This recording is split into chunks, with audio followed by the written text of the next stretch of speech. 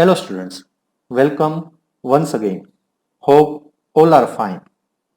Today we will discuss about the application of retaining wall, various parts of retaining wall, deflection behavior of the retaining wall, conceptual understanding of active, passive at rest condition, formulation of active and passive soil pressure coefficient, and at last we will develop in-depth understanding of all concepts discussed till now by solving one tough problem. As discussed in our previous lecture, L-shaped retaining walls are well suited for retention of granular materials. Let's see various applications of retaining wall.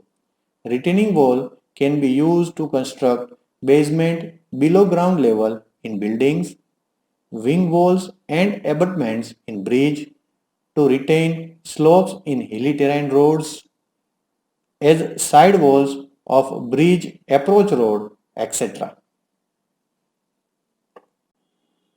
In this slide, we will try to understand the different parts of retaining wall. Backfill. The material retained or supported by retaining wall is called backfill, which may have its top surface horizontal or inclined. The portion of backfill laying above the horizontal plane at the top elevation of the wall is called surcharge, and its inclination to the horizontal is called a surcharge angle. This surcharge may be in the form of dumping of soil above the top elevation of retaining wall, any permanent structure built, etc. It may also include the vehicular movement load, if any, but in the category of dynamic or a live load. We will see it afterward. Stem slab. Vertical element to retain the vertical column of granular material is known as a stem slab. Backfill material exerts the outward force on the stem, results into the tendency of a stem slab bending outwardly. Base slab. Part marked with green and black color are in total known as base slab. Base slab is divided into two parts. One, which is beneath the backfill and stem slab, is known as hill slab, and the remaining portion is known as toe slab. Key slab. Slab projected vertically below the base slab is known as key slab. It helps to stabilize the retaining wall against sliding by increasing the sliding resistance developed due to passive soil pressure in addition to the increased frictional length between the soil and the base slab bottom surface. Key slab is an optional and is provided where the base slab is not able to develop enough frictional resistance against sliding. To release the poor water pressure developed in a backfill material during rainy season, weep holes are provided in the retaining wall.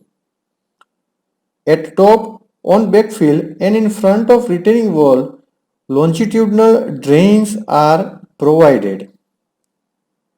Backfilling near the retaining wall is with broken stone, gravel or a coarse sand so that drainage in a longitudinal direction is improved and water pressure on the wall is released. Lateral earth pressure are the pressure that acts on the side of the structures. Here we will discuss about the soil and how soil reacts towards the outward pressure. Here our discussion will be limited to the behavior of the lateral earth pressure only. Lateral earth pressure plays an important role in a soil mechanics. Consider the first example on the slide. Here floating ship is anchored to an anchor down buried in the bottom of the ocean. We can imagine that string will be in the tension as the ships tend to move away from the anchor, and anchor shows no movement as it is buried in the bottom of the soil. Anchor in the soil does not show any movement as the soil restricts the action. This results into the development of the compressive force between the anchor and the soil. This condition is identified as passive pressure. Thus, we can summarize that in passive pressure condition, soil will be in compression as hypothetically wall or an anchor moves towards the soil. Let's understand that in another way out. Consider a wall. Consider the wall which retains the soil behind its face. If I rotate this wall in the soil, or if I push the wall into the soil, I will cause a kind of bulge in the soil. If I push or rotate the wall enough, may cause the soil to fail in this manner behind the wall. That ends up happening What ends up happening in that soil near the wall tries to move in an upward way, and we have the friction between the soil along the failure plane going in another way, that is in the downward way. Thus, two arrows moves basically against one another towards each other, which generates a compression in the soil. When we have such type of compression, we call it as a passive condition or a passive loading case. In this slide, we have the another condition where no load is going on and hence there is no induced stress. We have soil by itself self-sitting under its geostatic stresses.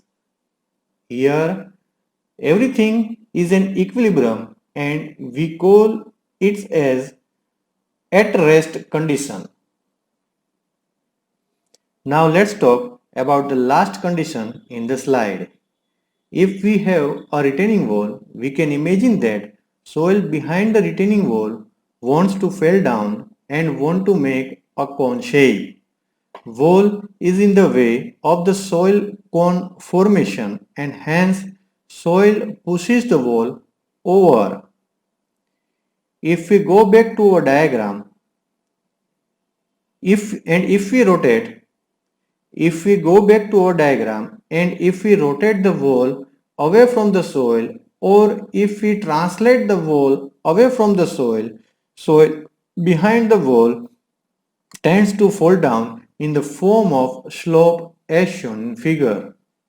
Here the failure cone tends to slide down and frictional between the soil along the failure plane goes upward way.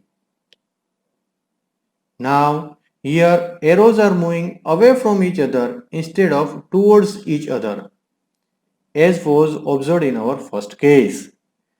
As arrows are moving away from each other results into the tension in soil. All the soil on the right of failure plane will be held by its own shear strength. So, in this condition, we have a tension in soil which is called an active condition.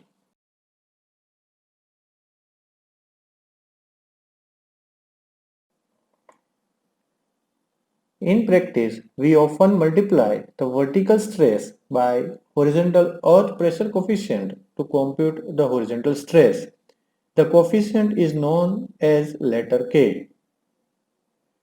K varies depends on the type of horizontal loading that is going on. Is the soil is at rest? Is the soil is in tension?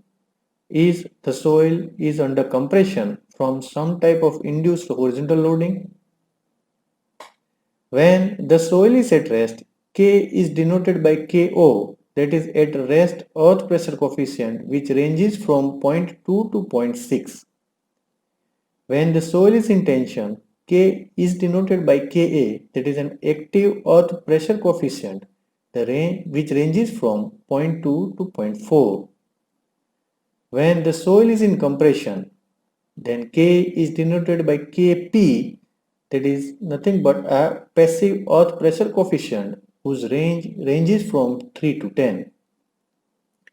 From this, we can conclude that the passive pressure is much larger than an active pressure. Kp requires more movement to develop than Ka. Ka and Kp represents the failure condition in tension and compression respectively.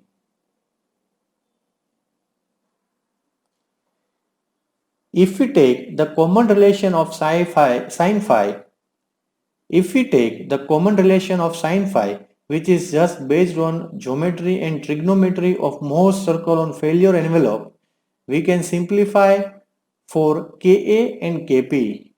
For active case, sigma h is sigma 3 and sigma v is sigma 1, and as we know that Ka is the ratio of horizontal stress to the vertical stress, and by plugging the above relation we get Ka is equals to 1 minus sin phi divided by 1 plus sin phi.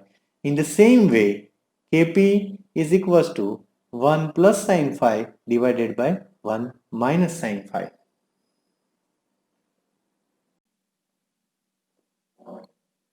In this slide, we will try to develop an understanding of deflection behavior of cantilever retaining wall.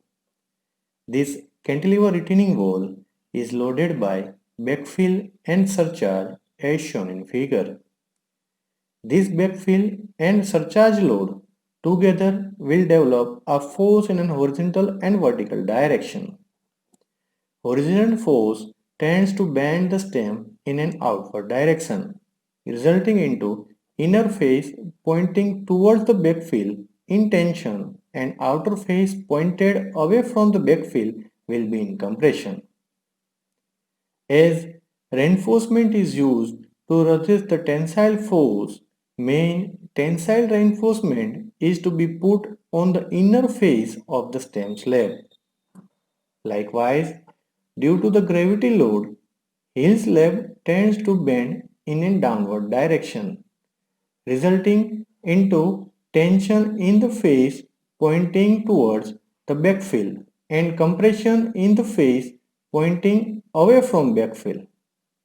Hence, main tensile reinforcement is to be placed on the face pointing towards the backfill in the heel slab.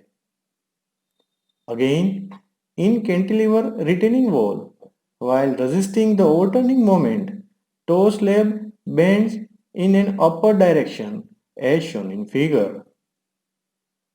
Here, the tension phase will be towards the earth and compression phase will be away from the earth. Hence, main tensile reinforcement is placed at the bottom in the toe slab. Likewise, I hope student might have developed the understanding of bending behavior in key slab. Have a guess of tension and compression phase of the key slab.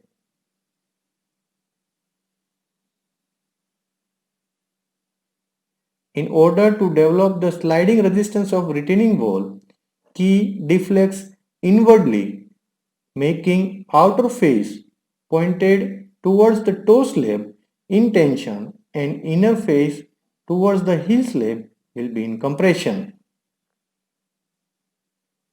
Now I will go to the most difficult example which you are likely to see in your exam.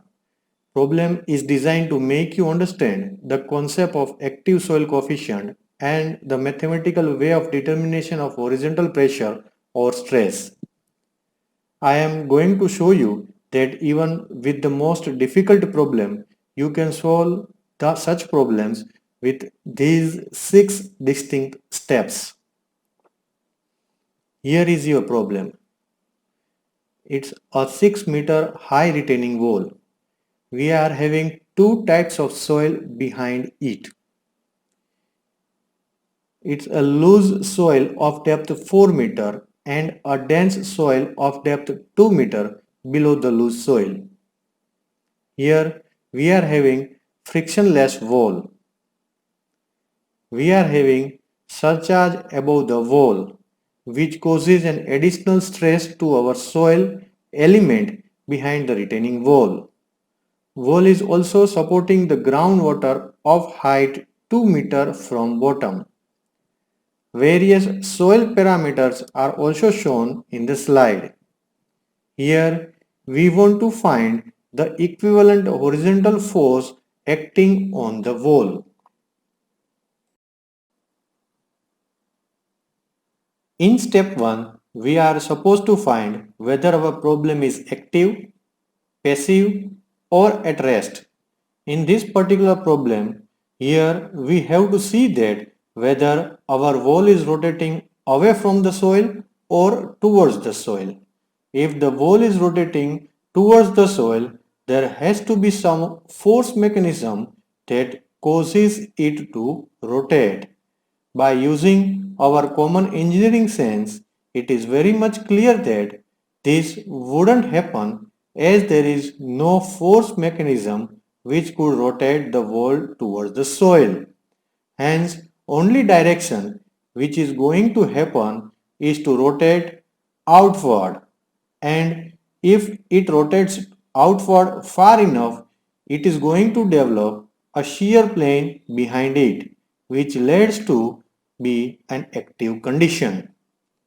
Practically, if we can rotate the wall by 0.2% outward, which is also the requirement to develop an active condition, wall only needs to hold up the soil mass wedge formed above the shear plane. Rest of the soil below the shear plane is held by itself using its shear strength capacity. Hence, if we go for any retaining problem, it is almost always going to have an active condition. In our problem, soil is trying to push the wall outward and hence wall is yielding away and it causes the soil behind it to chase it and develop the tension in soil mass. Hence, active condition gets triggered. Hence, our active earth pressure coefficients are calculated as displayed in the slide for both loose as well as for dense soil.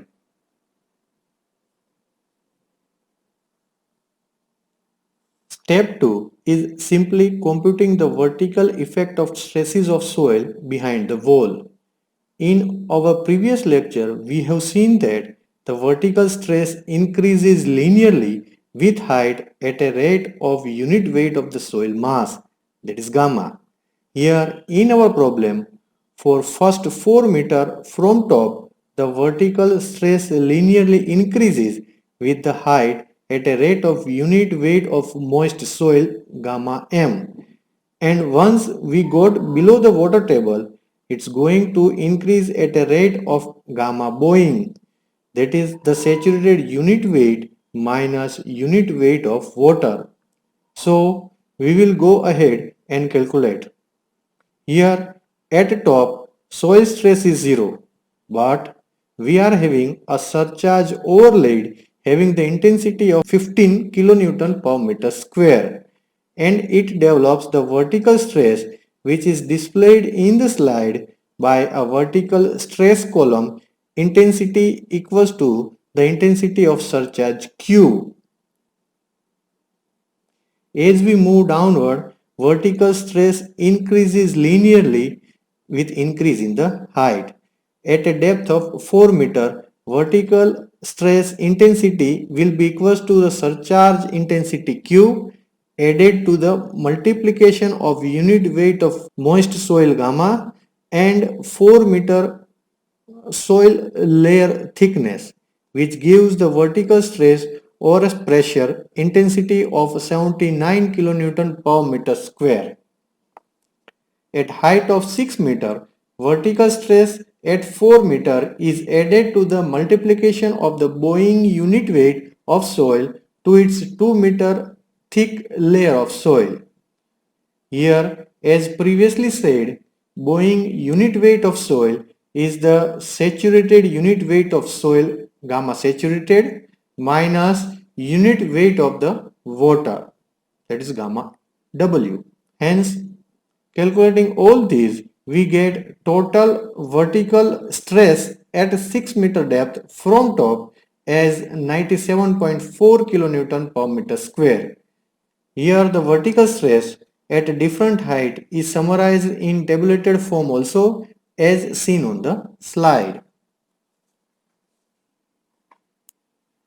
Step 3 is simply computing the horizontal stress, and this is simply earth pressure coefficient times the vertical stress. So we just have to multiply the vertical stress computed in our previous slide by its corresponding earth pressure coefficient. As computed earlier, the active soil pressure coefficient for the first 4 meter from top is having a Ka1 value of 0.31 and the remaining thickness of soil of 2 meter is having a Ka2 value of 0.28.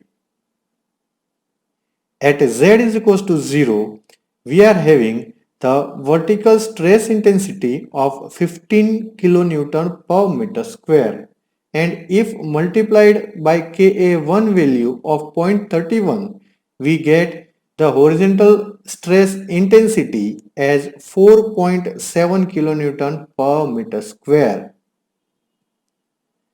At a depth of 4 meter from top, our active pressure coefficient shows the transition from 0.31 value to 0.28 value. Here we are having to have a sharp transition in horizontal stress intensity at this depth. We are having the pressure intensity of 79 kilonewton per meter square. Now at a depth just less than 4 meter, we are in the upper soil layer where the coefficient of active soil condition is having a value of 0.31.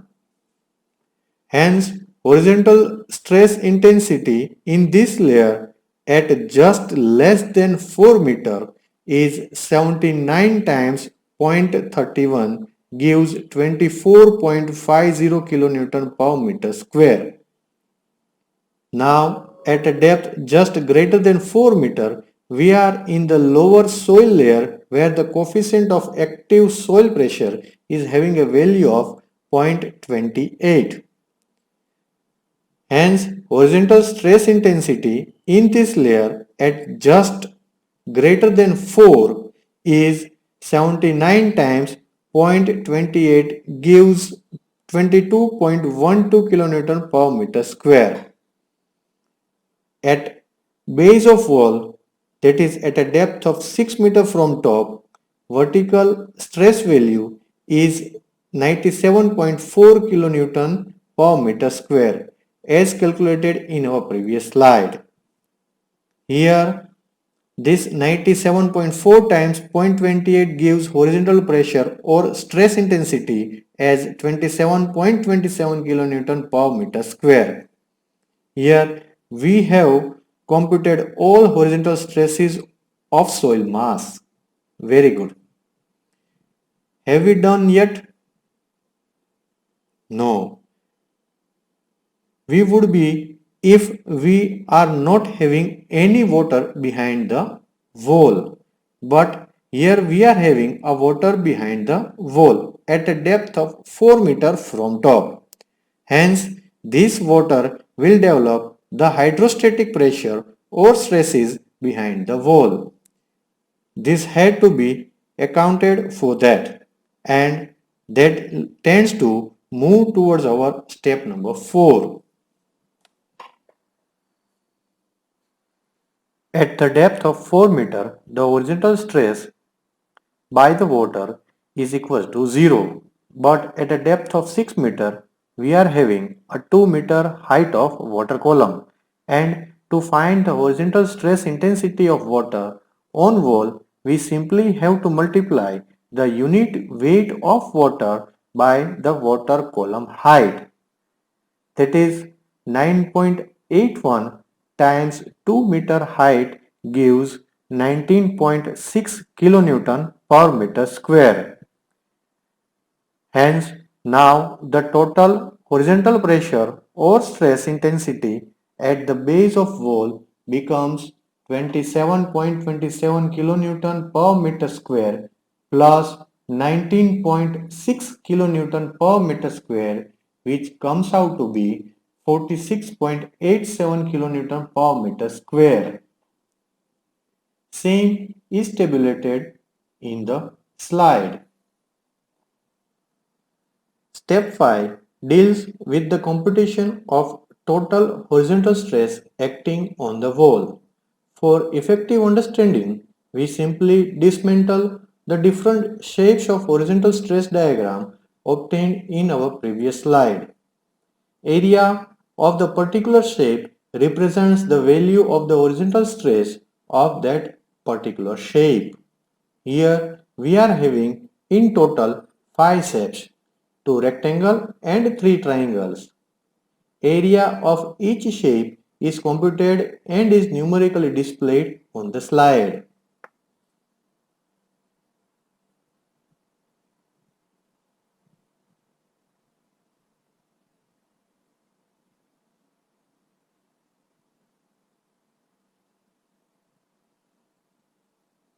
Summation of the area of all these shapes gives the total horizontal stress intensity on the wall. Value comes out to be 127.39 kilonewton towards negative x-axis. We had got the value what we have been asked, but we will go still further. Step number 6 deals with the computation of the total moment developed at the base of the wall. This moment value will be required in our design procedures in our upcoming lectures. To calculate the moment for each force about point A located at the base of wall, we simply have to multiply the horizontal stress intensity value of a particular shape by its shape centroidal distance from point A. Moment of various shape is displayed in the slide.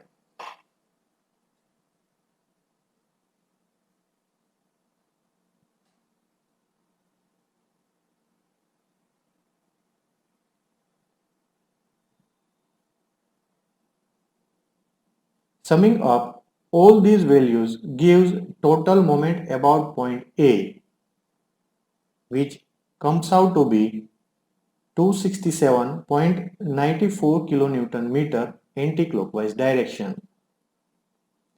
If we divide this value by the value of total horizontal stress intensity of 127.39 kilonewton, we get the location of point of application of horizontal stress intensity from the base of the wall. We got that value as 2.10 meter from point A.